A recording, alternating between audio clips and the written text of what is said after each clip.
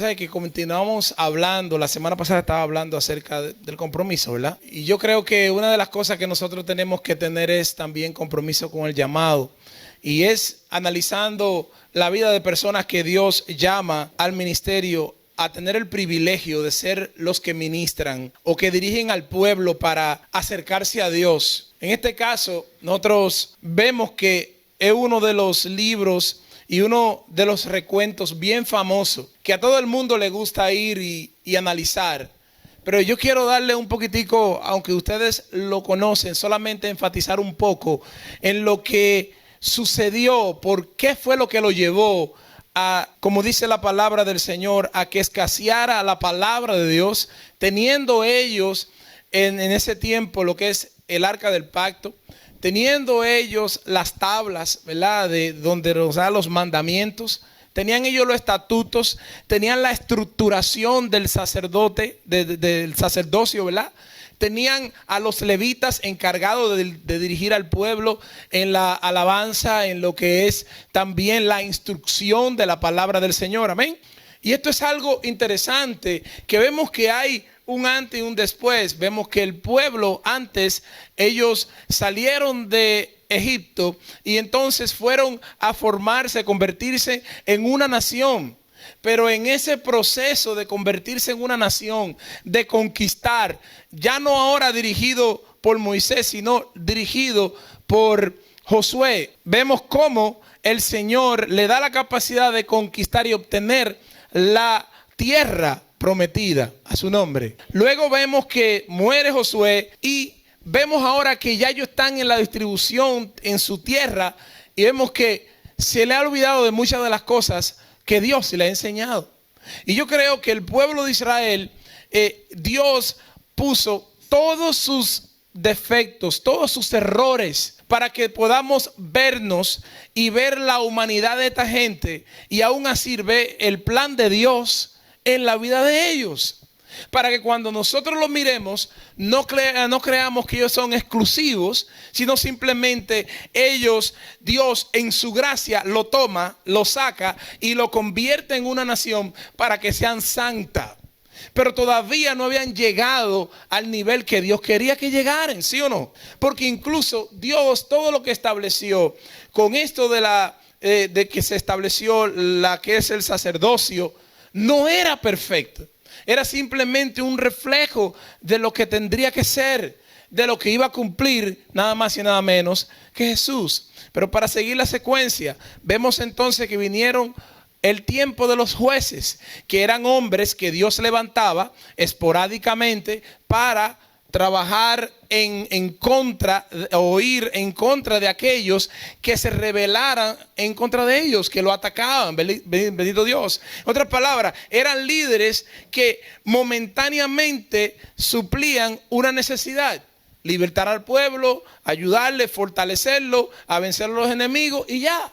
Incluso ni siquiera habían profetas. Los profetas que habían y que se conocían venían así de la noche a la mañana, daban una palabra y luego se desaparecían. No había algo establecido, no había alguien que diera la cara. Entonces el llamado de Samuel surge en un momento donde no había donde el pueblo tenía tres descuidos que se convirtieron en transgresiones en contra de lo establecido hace tiempo atrás por Aarón, que Dios le dio la revelación de cómo debería ser el sacerdocio, cómo se debería atender la casa del Señor.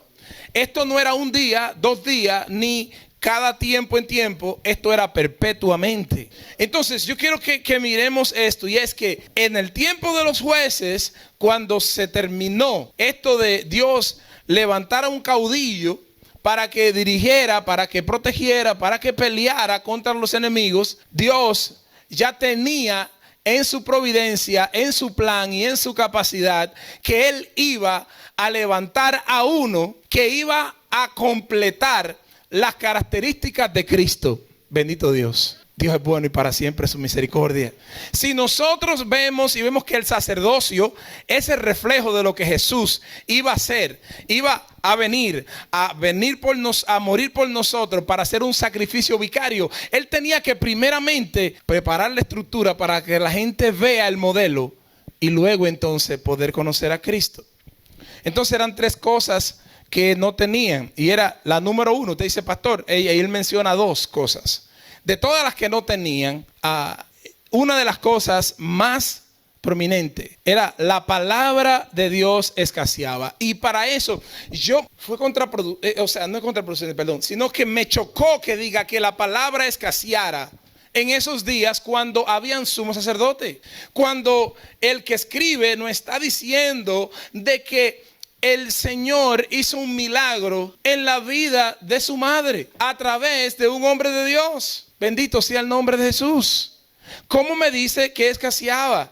Que no era muy común, pero se está refiriendo a algo extremadamente importante que vino a ser parte de ellos, parte fundamental. Entonces el punto número uno es la palabra de Dios escaseaba. En el libro de Jueces encontramos varios relatos de profetas que se levantaron esporádicamente para hablar una palabra, motivar al pueblo para que se regresaran de sus malos caminos y entonces buscaran de Dios. Pero no hay un profeta oficial para dar la palabra de parte de Dios. Solo se encontraban teniendo dos artículos especiales en el pectoral, que es el Urín y el Turín. Y parece como que a veces yo lo repito y a mucha gente como que no lo usa y no lo refiere, pero para ellos eso era esencial para ellos. Cambiaba de color para ver la confirmación de la voluntad de Dios. Si ellos querían saber algo de una decisión, ellos pues consultaban y se paraban al frente del tabernáculo y le preguntaban la voluntad de Dios y cambiaban de colores. Aleluya. Luz y perfección. Era para encontrar la luz de perfección. Por eso es que esta historia se hace tan memorable. Porque es la revelación de Dios a Samuel. O sea, el Señor se revela a Samuel y establece la parte fundamental que hacía falta para que pudieran conocer otro aspecto de Cristo. Bendito Dios. O del Cristo o del Rey que habría de venir. Este evento fue importante para la nación de Israel, pero para la iglesia también. Entonces él fue llamado por la providencia divina a ser el fundador de la institución de ser profeta. O sea, si vamos a hablar, si ser profeta es una institución, él fue el primero que la fundó como tal. ¿Por qué? Porque ya iba a constituirse como un trabajo que tenía entonces que hablarle a los reyes y hablarle también a los sacerdotes. A su nombre sea la gloria. Porque Cristo es sumo sacerdote. Pero la pregunta es, ¿qué hace el sumo sacerdote? El sumo sacerdote tiene que todos los años cuando él presenta sacrificio, pero él tiene que hacer un sacrificio por el pueblo. Pero antes de hacer el sacrificio por el pueblo, él tiene que estar en ayuno, santificarse, ¿verdad? Hacer sacrificio por los pecados de él. Y luego entonces va a hacer el sacrificio por el pueblo, pero tienen que amarrarle lo que es una soga con una campana. Entonces cada vez que él entraba al lugar santo y llegaba al lugar santísimo, si dejaba de sonar, bueno, ese estaba mal. Aleluya. Mi alma te alaba, Jesús. Mira algo, esto es tremendo, y es que Jesús tenía entonces las tres características, y es él fue el sumo sacerdote porque hizo expiación por nuestros pecados y fue una muerte para el pecado, no solo de los que fueron antes de nosotros, sino de los que serán después de nosotros. 1, sumo sacerdote, perfecto sacrificio. 2, profeta, enseñó a las personas la palabra del Señor. Y 3, guió como rey, dirigió a la verdad. Dios es bueno. El otro problema era que no había visión con frecuencia. Estamos aquí, hermano. No había visión con frecuencia. La profecía era una condición esencial de la vida espiritual de Israel, aunque todavía no se había establecido como norma. Por eso el Señor le habló en varias ocasiones: y traeré profeta a vosotros. Y después de él, después de Samuel, se levantaron muchos profetas. Entonces yo quiero que analicemos algo, porque aquí hay una palabra. Aquí hay una palabra. Cuando dice hablar de visión, está usando la palabra jasón. Es palabra hebrea que se utiliza aquí y se refiere a visión en éxtasis. O sea, él lo que dice es que la visión que estaba faltando era de una consagración divina especial que lo llevaba al hombre en un éxtasis a ver cosas grandes. ¿Me explico? Juan vio en éxtasis, fue llevado al cielo. Ay, mi alma te alaba, Jesús. Pero hay otra palabra para que no se confundan, porque cuando se habla de entonces de visión, hay otra palabra en hebreo que es march, como march, como el mes de marzo, march. Pero eso trata de visión, lo que podemos percibir con nuestros ojos visuales. Como aquel profeta que dice, cuando estaba en el río Queber, dijo que vio los cielos abiertos y vio rueda en rueda y vio la gloria de Jehová salir del templo. O sea, para que entonces él se está refiriendo a Jasón. No había ese peso de gloria que nos daba éxtasis para ver lo que iba a acontecer, lo que se iba a hacer. Y 3, la lámpara de Dios se estaba apagando, porque ustedes nada más leyeron 2, pero uno de los factores principales por la cual Dios lo llamó es porque necesitaba ver luz. Entonces, la lámpara de Dios estaba apagándose. Mira lo que dice en Éxodo capítulo 27 al 20, del 20 al 21. Y dice: y mandarás a los hijos de Israel que te traigan aceite puro de olivo, machacadas, para el alumbrado, para hacer arder continuamente las lámparas en el tabernáculo de reunión, afuera del velo que está delante del testimonio. Las pondrás en el orden de Aarón y a sus hijos, para que arda delante de Jehová desde la tarde hasta la mañana, como estatuto perpetuo de los hijos de Israel por sus generaciones. No podían permitir que se apagara la luz, porque en el templo, o sea, en el tabernáculo en ese entonces, y hay una frase que quiero aclararle, y es que dice que él estaba en el templo, pero el templo todavía no había sido construido. Pero que ellos le están llamando que eran la parte. Lo que pasa es que tenían el tabernáculo, ¿verdad? Y entonces en el tabernáculo, en la parte exterior, tenían habitaciones para el sumo sacerdote estar. No era que, y esto es interesante e importante para que se sepa el tiempo. Bendito Dios. Pero perpetuamente las lámparas tenían que estar encendidas, porque eso indicaba, bendito Dios, la luz de Dios alumbra en su casa. Hay otros elementos importantes ahí, pero fueron negligentes. Yo analizaba algo, y perdónenme, y yo sé que voy a llegar a la conclusión, pero no sin antes hablarles a ustedes de unas preguntas que me intrigaron. Porque yo veo una tendencia en la palabra de varios hombres de Dios que Dios llamó, y sus hijos como que no siguieron sus pasos correctamente. Habían un liqueo terrible ahí. Para poder ser levantado este muchacho, había primero un descuido en los hijos de Elí. Los hijos de Elí tenían que atender al templo de tal forma que continuara la luz encendida.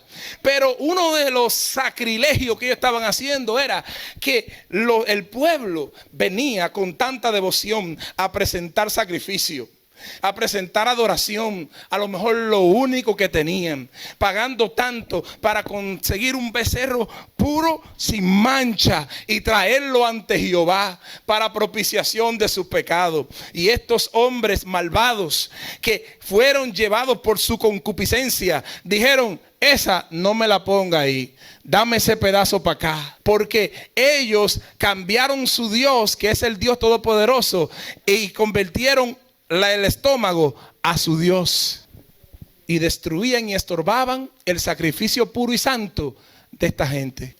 Y yo me hacía la pregunta, y es lo siguiente.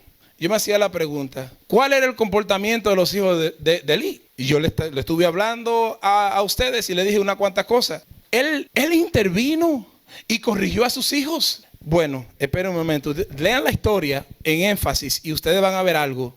Y cuando él le llamó la atención, dice que lo amonestó. Ellos no cambiaron su comportamiento. Pero él tuvo temor quitar a sus hijos del sacerdocio hasta que se arrepintieran porque eran hijos de él. El ay bendito de muchos hermanos sirve como impedimento para que Dios obre en su familia. El cogerle pena a las personas porque yo quiero detener las consecuencias. No le estoy enseñando temor de Dios. Óyeme. Entonces, vemos y evidente, y por eso es que estoy de acuerdo también con ustedes, que dice que no hizo nada. O sea, él le dijo, le llamó la atención, pero no lo puso a un lado. Lo mismo que sucedió con los hijos de Aarón cuando estaban ministrando ante Jehová y sabiendo ellos que era fuego extraño, ellos prefirieron hacerlo de esta manera porque total, yo siempre estoy aquí en el templo o estoy haciéndolo, y echaron fuego extraño. ¿Tú sabes cuánto lloró Aarón por eso? O sea que el hecho de que usted traiga a sus hijos aquí no es la garantía de que ellos sean cristianos y hagan las cosas cristianamente. Hay que instruir, hay que corregir, hay que llamar la atención. Todo el mundo se contenta cuando le digo eso a los hijos, pero ahora usted, si usted es esposo o es esposa y usted está viendo que su esposo o su esposa está haciendo algo incorrecto, corríjale. Déjame añadir, en el amor de Dios. Corríjale en el amor de Dios, porque no queremos estorbar lo sacro de Dios. ¿Tú sabes cuánto cuesta uno venir después de un lío que uno tiene con los muchachos en el matrimonio? Venir a la casa del Señor y decir, alaben a Dios, que voy a alabar a Dios y yo lo que estoy es cargado de tanta cosa. Imagínate tú que él pudiera hacer esto. Entonces me llamó la atención que Nehemías hace algo. Mira esto. Nehemías hace algo. Oiga, hermano, yo sé que hay una diferencia grande de muchos años, pero mira lo que hace Nehemías, capítulo 9, versículo 29 al 30. Les amonestaste que se volvieran a tu ley, mas ellos se llenaron de soberbia y no oyeron tus mandamientos, sino que pecaron contra tus juicios, los cuales si el hombre los hiciera, en ellos vivirá. Mira, espérate, ay Dios mío. Esto es una declaración que está en el libro de Nehemías, pero el que está haciendo la invocación y declarando los pecados del pueblo es Esdras. Bendito Dios, aleluya. Y entonces él está usando el libro de Levíticos, que él le dijo, el que hiciera estas cosas vivirá, aleluya, por ellas. Porque los mandamientos, la ley de Dios, las promesas de Dios son condicionales, aleluya. Son condicionales. Se rebelaron, endurecieron su servir y no escucharon. Les soportaste por muchos años y les testificaste con tu espíritu por medio de tus profetas. ¿Tú ves por qué es importante la profecía para ellos? Porque el que amonestaba era el profeta, pero no escucharon. Por eso lo entregaste a mano de otro pueblo. Básicamente lo que está diciendo. Eso era lo que yo tenía ahí del estudio que me motivó y saqué otra cosa porque estoy haciendo otro estudio de análisis. Pero volvamos acá. Dice que la lámpara se estaba apagando. Y dice entonces el Señor, y aconteció un día que estaba Elí acostado en su aposento, y cuando sus ojos comenzaron a oscurecerse. Yo no quiero que usted pierda algo. No había luz, no se estaba apagando la luz, pero él estaba perdiendo su capacidad de ver. Aleluya, mi alma te alaba, Jesús. Yo quiero que entendamos algo, y es lo siguiente. Vosotros sois la luz del mundo, ¿sí o no? Somos la luz del mundo. Y yo quería leerle algo aquí, y es lo siguiente. Perdón, aquí lo tengo ya, el escrito. Algunos lo interpretan que los ojos de Elí en el aspecto ministerial se estaban apagando. O sea, que ya el tiempo de él se estaba terminando o había terminado. Es lo mismo que sucede, o sea, porque dice, se cerraban los ojos y necesitaban ojos nuevos para que puedan ejercer el ministerio. Igual que Moisés fue sustituido por Josué, nuevos ojos. Era algo que se decía normalmente. Pero yo quiero que entendamos que lo que está hablando aquí, obviamente, de la luz de sus ojos, es que ya estaba viejo, no podía ver. Era algo, sí, natural, humano. Pero también lo podemos ver en lo espiritual, que sus ojos se estaban cerrando. Sabemos que Dios sostiene a la iglesia. Nosotros tenemos que estar dispuestos a aceptar el llamado. Samuel fue llamado en un tiempo, en una temprana edad. Estando en la casa del Señor, todavía no le conocía. Esto nos dice que podemos venir a la iglesia y no tener una relación con Él. Tampoco podemos conocer los mandamientos y las normas religiosas, pero no disfrutar del beneficio de conocer la voz de Dios. Yo no sé si a usted le desespera como me estaba desesperando a mí. Aleluya. Que nosotros necesitamos que en este día, así que sucedió en los tiempos del Antiguo Testamento, y entendemos que esporádicamente venía el Espíritu de Jehová y se manifestaba Dios, pero ahora está perpetuamente en nosotros, porque ya el Señor nos compró. Aleluya. Escuchen esto. Nos compró con su sangre para que seamos de Dios, y luego, no valiendo nosotros nada, como barro, depositó en nosotros su Espíritu Santo. Aleluya.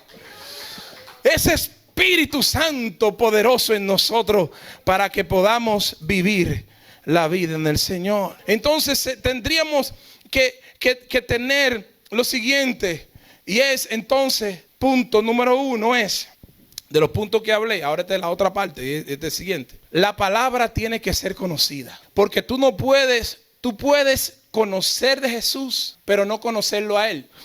Entonces, en Juan capítulo 5, versículo 39, ojo, hermano, esto es palabra de Dios. Escudriñad las escrituras, porque a vosotros parece que en ella tenéis vida eterna. Hasta ahí estamos bien, ¿verdad? Vida eterna. Él le está diciendo a los escribas y a los fariseos que escudriñar las escrituras. Miren a Moisés, la ley de Moisés. Y yo quiero que ustedes observen, para que entonces al observar la ley puedan verme a mí y conocerme a mí. Por eso entonces dice la otra parte, porque a veces nosotros decimos esto mucho. Y yo veo, escudriñar las escrituras, porque a vosotros os parece que ella tenéis la vida eterna. Y creen como que están diciendo, oye hermano, están diciendo gran cosa, gloria a Dios. Y lo cogemos para escudriñar. Es más, cuando yo acepté al Señor, la primera Biblia que me regaló Willy López, él me puso ese versículo. Juan capítulo 5, versículo 39. Lamento no tener esa Biblia. Y yo nada más cogí esa parte ahí, pero cuando empecé a leer el contexto, y ellas son las que dan testimonio de mí. Y usted continúa leyendo y dice, y ustedes no me conocen. Él le está diciendo, escudriña para que me conozcan, para que sepan que estando en el templo de Dios me conozcan. Aleluya. Tenemos que conocer su palabra para cuando venga Jesús o mande a alguien, sepamos que es Jesús. Bendito Dios. La gente dice que puede conocer a Jesús en un momento determinado. Cuidado, que puede ser que Jesús se le aparezca a usted a un lado y a lo mejor no quedemos.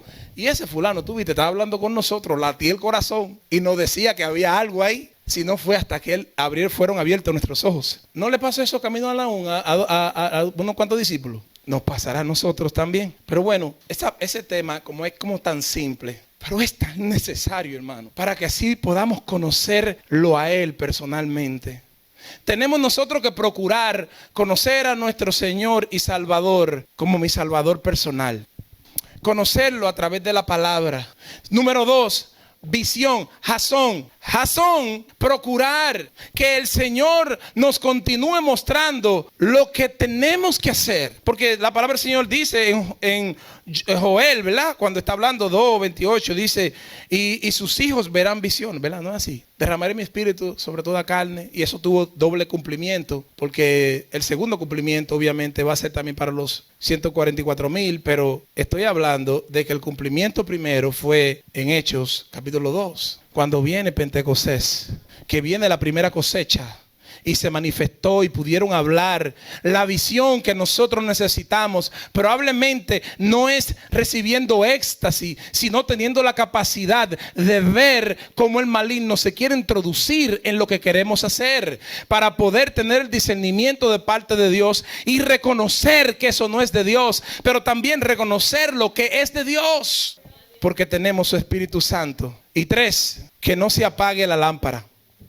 Que no se apague la lámpara. Fíjate, una de las cosas que nosotros tenemos que procurar es de perpetuar el crecimiento de la iglesia. La continuación de la iglesia. Yo escribía al principio diciendo que Jesús es el que sostiene a la iglesia. Dios sostiene a la iglesia y las puertas del Hades no prevalecerán contra la iglesia.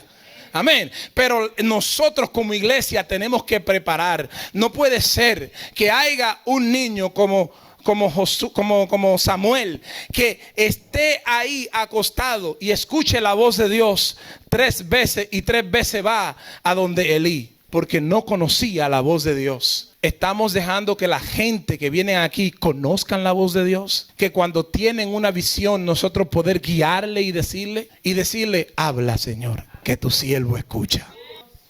O vamos a decirle, chacho, no te preocupes, vete a dormir, que tú estás en el primer amor. El Señor reprenda tu vida en el nombre de Jesús. Oye, hermano, ¿tú sabes lo que es eso? El daño que uno le hace a la gente por decirle esas cosas.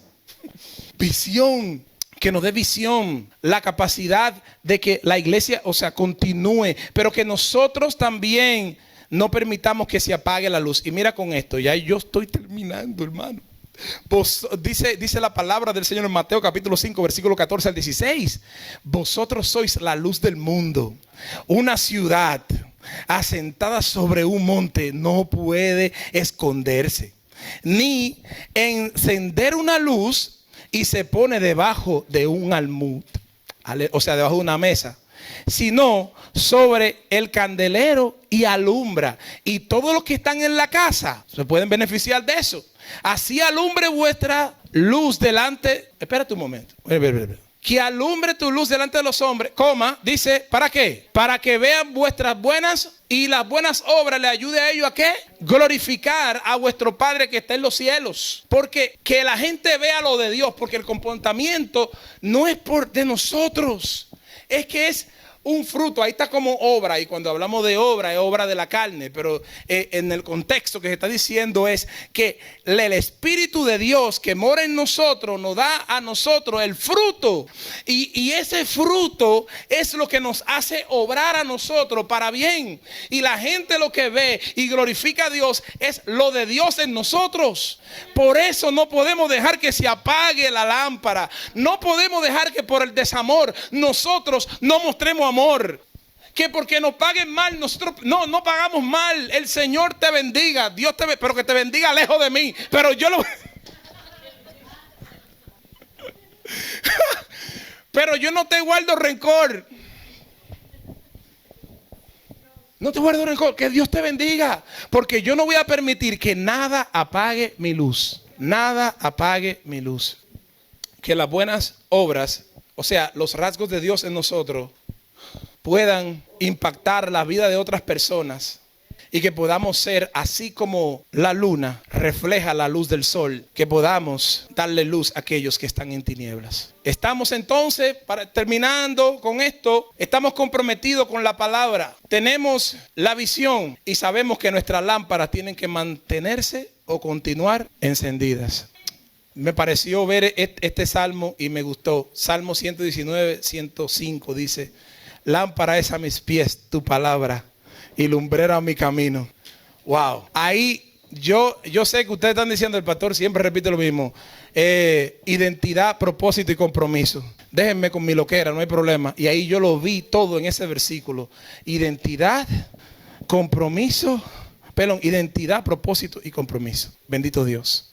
Dios es bueno y para siempre es su misericordia. El Señor tiene para nosotros una bendición tan especial, mi hermano. Aleluya. Concluí con esto, bendito Dios. La historia de Samuel nos deja ver la situación que estaban ellos. Y como nosotros no podemos espiritualizarlo todo, hay cosas que son literales, pero hay cosas que son espirituales. Y los elementos espirituales lo hemos observado ahí. Permite el Señor que nosotros siempre podamos cumplir nuestro propósito y que podamos siempre tener la palabra. Y yo sé que estamos comprometidos con la verdad, que podamos tener visión y que no se apague nuestras lámparas. Iglesia, póngase de pie, bendito Dios.